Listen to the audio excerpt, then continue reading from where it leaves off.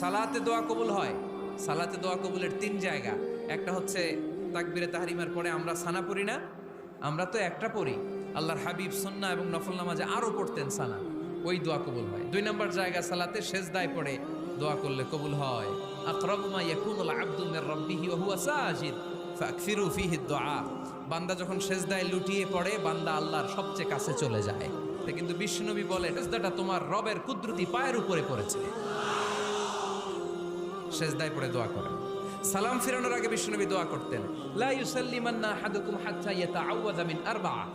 আল্লাহর হাবিব বললেন 4 জিনিস থেকে পানাহ না আছে আমার কোন উম্মত যেন সালাম না ফিরায়। তারা যেন পড়ে আল্লাহুম্মা ইন্নী আউযু বিকা মিন আযাবিল কবর, আউযু বিকা মিন আযাবি জাহান্নাম, আউযু বিকা মিন ফিতনাতিল মাহইয়া ওয়াল মামাত, আউযু বিকা মিন ফিতনাতিল মাসিহিদ দাজ্জাল। আল্লাহ কবরের আযাব থেকে বাঁচাও, আল্লাহ জাহান্নামের আগুন থেকে বাঁচাও, আল্লাহ জীবন